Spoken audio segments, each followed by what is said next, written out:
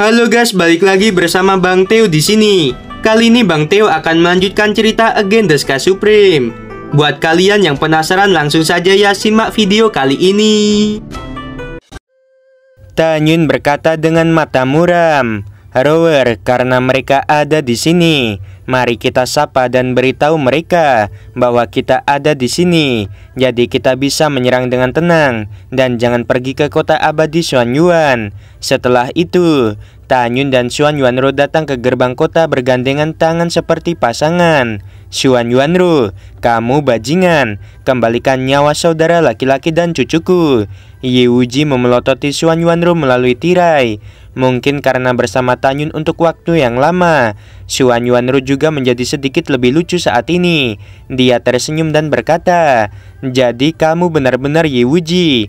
Cucumu Ye Jijian dan adik laki-lakimu Ye Wumen dihabisi olehku. Apa yang bisa kamu lakukan padaku, bocah kecil? Jika kamu memiliki kemampuan, masuklah dan habisi aku." Mendengarkan perkataan ini, Ye Wuji tersipu karena marah. "Dasar jalang, tunggu aku. Aku akan menghancurkan formasi ini cepat atau lambat." Tanpa menunggu kata-kata Ye Wuji, Tanyun berkata sambil tersenyum, "Bocah kecil yang belum menumbuhkan semua rambutnya, berhenti membuat masalah. Pulanglah dan ambil susumu. Rower, ayo pergi, abaikan mereka." Setelah berbicara, Tanyun memimpin Xuanyuanro dan menghilang dari pandangan Ye Wuji. Siapa Ye Wuji? Dia adalah orang di ranah Kaisar Raja. Kapan dia dipermalukan seperti sekarang ini? Aku terlalu marah, aku terlalu marah." Ye Wuji meraung, "Ayo serang formasi pertahanan." Xuanyuanro dan Tanyun mendarat di belakang rumah penguasa kota dan berkata dengan cemas, "Tanyun, berapa lama formasi pertahanan 10.000 naga bisa bertahan?" Tanyun berpikir sejenak dan berkata, "Itu bisa bertahan setidaknya selama 2 tahun dan butuh lebih dari 20 tahun untuk mereka menembus 10 formasi besar. Jangan memikirkan hal lain sekarang, mundurlah dengan tenang, terutama kamu. Jangan mudah terganggu mulai sekarang ini." Xuanyuanro menganggukkan kepalanya dan segera menutup matanya. Wajahnya yang menakjubkan menjelaskan apa itu kebahagiaan dan berkata dengan suara seperti nyamuk, "Aku senang memiliki dirimu, tolong cium aku." Tanyun tersenyum dan menundukkan kepalanya untuk memberikan Xuanyuanro ciuman panjang. Setelah itu, Tanyun mengeluarkan pagoda Ling Xiao. Setelah Xuanyuanro masuk, Tanyun melepaskan kesadaran abadinya, meliputi area 300 juta mil, dan suaranya menyebar ke 4 miliar penduduk dan 1 miliar prajurit yang ketakutan. "Aku Jenderal Besar Tanyun, jangan takut. Bahkan jika formasi pertahanan rusak, kita masih memiliki 9 formasi lain untuk memberikan kalian perlindungan." Kata-kata Tanyun tidak diragukan lagi, merupakan jaminan bagi para prajurit dan para warga, menghilangkan kepanikan di hati mereka dan menenangkan pikiran mereka. Setelah itu, Tanyun memasuki pagoda Ling Xiao dan terus berlatih. Waktu di dunia luar 2 tahun dan 1 bulan kemudian, Tanyun telah menerobos ke ranah Kaisar Suci tingkat ke-6. Dia menemukan melalui kesadaran abadinya bahwa formasi kota akan dilanggar dalam waktu sekitar 2 bulan. Jadi dia memerintahkan semua orang untuk kembali ke kota abadi Xuanyuan melalui formasi teleportasi dalam 2 bulan.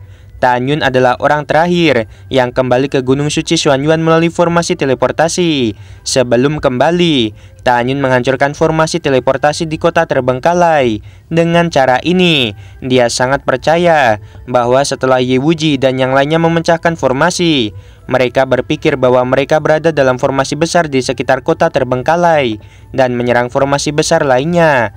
Setelah mengatur segalanya, Tanyun terus mundur. Waktu di dunia luar 16 hari kemudian, di bawah kepemimpinan Ye Wuji dan Cheng Qingtian, 360 juta prajurit menerobos formasi pertahanan. Apa yang membuat Ye Wuji marah adalah bahwa kota terbengkalai itu sudah menjadi kota yang kosong. Wajah Ye Wuji membiru dan dia memerintahkan seluruh pasukan patuhi perintah, dan setiap pohon dan rumput di kota terbengkalai jangan dihancurkan, karena kota ini milik kita. Ikuti aku sekarang dan hancurkan 4 formasi lainnya. Xuanyuanro dan yang lainnya pasti akan bersembunyi di salah satu formasi. Xuanyuanro, berapa lama kamu bisa bersembunyi? Waktu berlalu, 10 tahun kemudian, Ye Wuji dan Cheng Qingtian akhirnya menerobos 4 formasi pertahanan satu demi satu. Tetapi yang membuat keduanya muntah darah adalah tidak ada satupun orang. Mereka pasti memiliki formasi teleportasi menuju ke kota abadi Xuanyuan. Pada saat ini, Ye Wuji yang sudah menjadi seorang pemuda meraung seperti guntur. Ayo pergi ke kota abadi Xuanyuan. Pada saat yang sama, di kota abadi Xuanyuan, di puncak gunung suci Xuanyuan, 10 tahun telah berlalu di dunia luar, sementara Tanyun telah menghabiskan 109.500 tahun di dalam pagoda Ling Xiao. Selama periode ini, dia membutuhkan 40.000 tahun untuk naik ke ranah kaisar suci tingkat ke-6. Butuh 43.000 tahun untuk memasuki tingkat ke-7. Waktu di dunia luar, 1 tahun 3 bulan kemudian, Ye Wuji memimpin pasukan ke langit di atas kota abadi Xuanyuan. Ketika dia menemukan bahwa tata letak kota abadi Xuanyuan di sekitarnya persis sama dengan kota terbengkalai, ditambah ada formasi hebat untuk melindungi kota, Ye Wuji sangat marah sehingga dia ingin menjadi gila.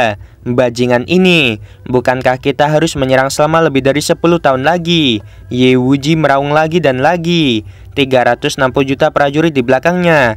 Kebanyakan dari mereka memiliki wajah muram. Memikirkan kebencian adik laki-laki dan cucunya, Ye Wuji menahannya. Ye Wuji meraung ke arah para prajurit. Apa yang kalian lakukan? Ayo cepat serang. Lebih dari 2 tahun kemudian, Tanyun dipromosikan ke tingkat ke-8 dari ranah Kaisar Suci. Dengan senyum seperti angin musim semi, dia terbang ke langit dan mendarat di menara. Tanyun menatap Ye Wuji dan mengejek. Aku tidak melihatmu selama lebih dari 10 tahun. Sekarang aku hampir tidak mengenali dirimu. Kakekmu ini benar-benar lega melihatmu tumbuh dewasa. Tanyun menyapu kota, kembali ke Gunung Suci Xuanyuan melalui formasi teleportasi, dan memasuki pagoda Ling Xiao. Mata Tanyun memancarkan cahaya terang, dan dia berbisik pada dirinya sendiri. Ye Wuji, Cheng Qingtian, ketika kalian menghancurkan semua formasi naga di sini, kalian masih tidak dapat menemukan diriku. Saat itu kalian akan menghancurkan 2 kotaku, dan aku Tanyun akan mendapatkan 2 kota yang lebih besar. 2 tahun 2 bulan kemudian, formasi pertahanan kota abadi Xuanyuan dihancurkan, dan tidak ada seorang pun di kota. Dalam 2 tahun ke depan, Ye Wuji dan Cheng Qingtian menerobos formasi hebat lainnya, tetapi masih belum menemukan adanya jejak Tanyun, Xuanyuanro dan yang lainnya. Sekarang hanya ada 3 formasi besar di utara, barat dan timur. Mereka pasti ada di salah satu formasi. Ayo terus serang. Mengikuti perintah Ye Wuji, segera 360 juta prajurit mulai menyerang formasi di bagian barat. Pada saat ini, apakah Tanyun dan yang lainnya berada di salah satu dari 3 formasi pertahanan yang hebat? Tentu saja.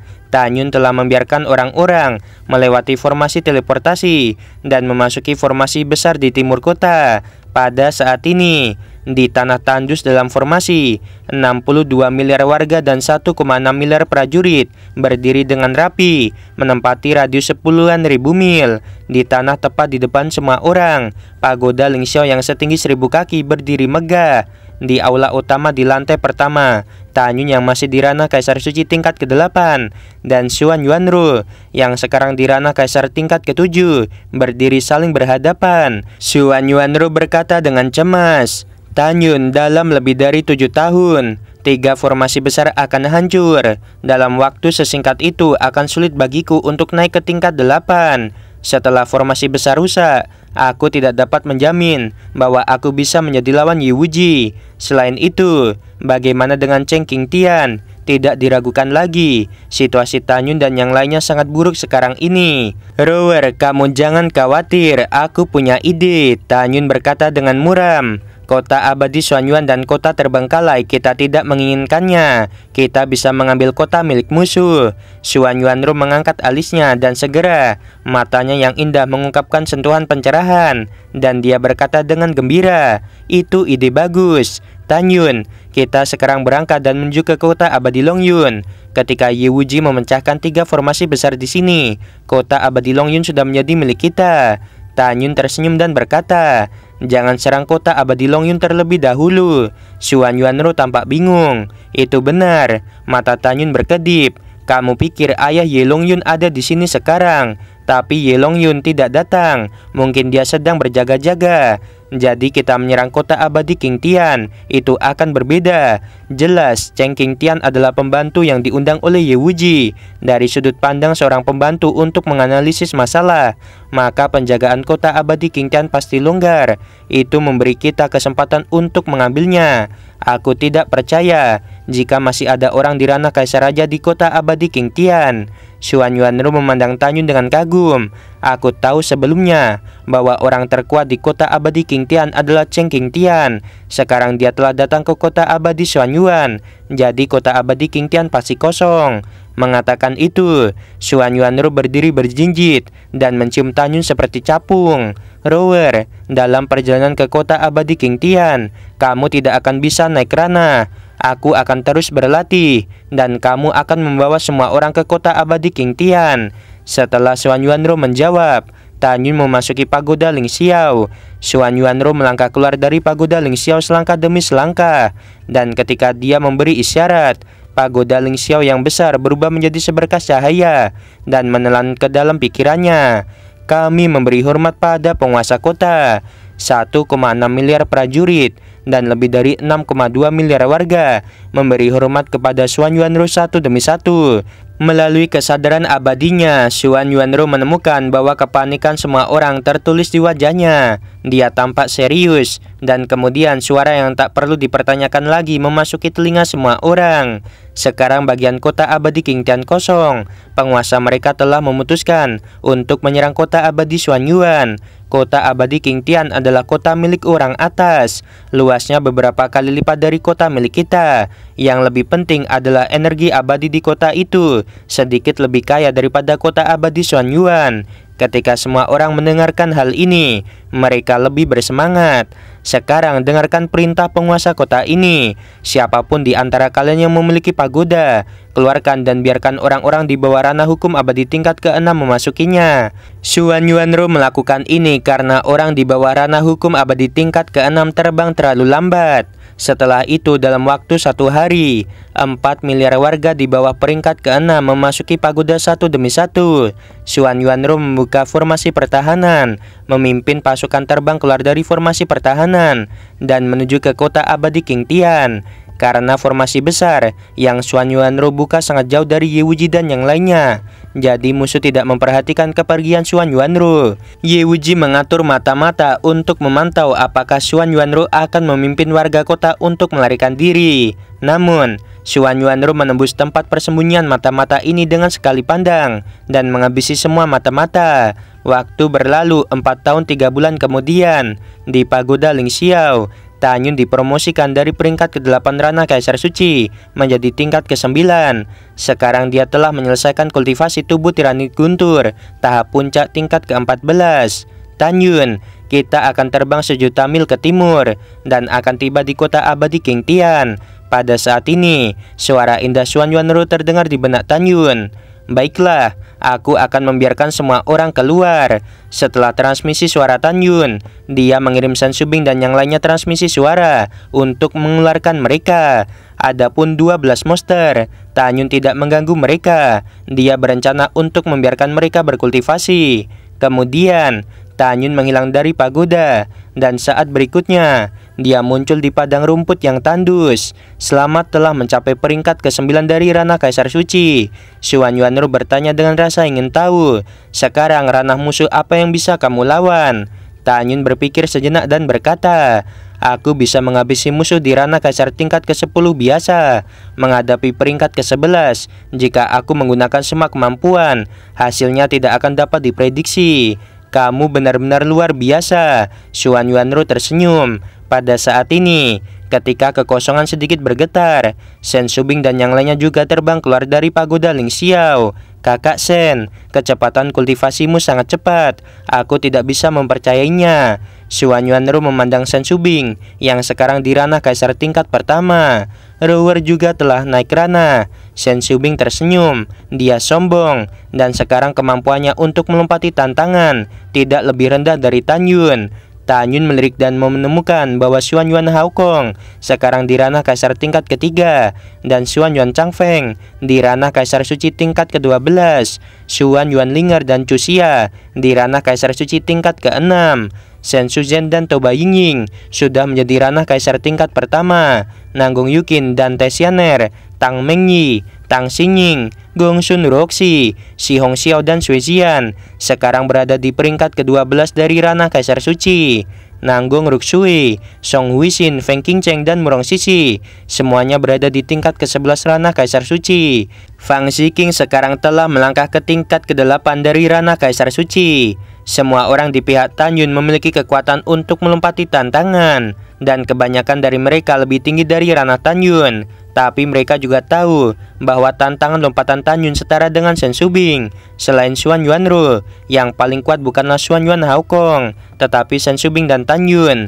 Tanyun melihat sekeliling pada semua orang dan berkata sambil tersenyum, "Dengan kekuatan kita saat ini, itu sudah cukup untuk menyapu kota Qingtian. Rower, ayo pergi menuju kota Qingtian." Kota Qingtian menempati area seluas 800 juta mil, yang merupakan 4 kali lebih luas dari kota abadi Xuanyuan. Penduduk di dalamnya melebihi 5 miliar, dan pasukannya telah mencapai 800 juta. Ini adalah kota raksasa yang sesungguhnya. Pada saat yang sama, kota abadi Qingtian setara dengan kota abadi meteorit di antara 9 kota abadi. Selain itu, penguasa kota Cheng Qingtian, ketika dia meninggalkan kota abadi Qingtian, dia membiarkan adik laki-lakinya menjaga kotanya. Formasi besar untuk melindungi kota ini memiliki sejarah panjang. Setelah Cheng Qingtian memberi sejumlah besar kekayaan, dia meminta orang untuk mengatur formasi hebat.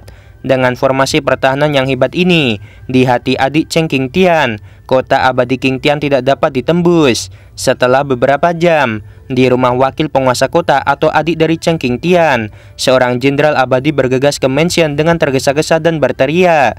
Setelah memasuki aula, ada pria tua yang mengerutkan kening dan menghilang dari udara. Ketika dia muncul di aula utama di lantai pertama, lelaki tua itu sudah mengenakan jubah emas. "Ada apa?" Pria tua itu bertanya dengan mata tidak senang. Dia tahu bahwa jenderal abadi di depannya, bernama Zhang Li, adalah jenderal abadi yang menjaga kota. Zhang Li berlutut dengan satu lutut menghadap lelaki tua itu, dan buru-buru berkata, "Laporkan kepada wakil penguasa kota. Xuan Yuanru, penguasa kota abadi Xuanyuan, memimpin pasukannya untuk menyerang." Oke guys, sampai sini dulu ya. Kalau ada perbedaan suara dan kawan-kawan, ini karena HP Mimin yang biasa buat ngedit record itu rusak teman-teman, jadi pakai yang lain ya. Mohon dimaklumi ya. Sampai sini dulu, sebelum video berakhir Mimin mau bilang sungguh membagongkan. Terima kasih.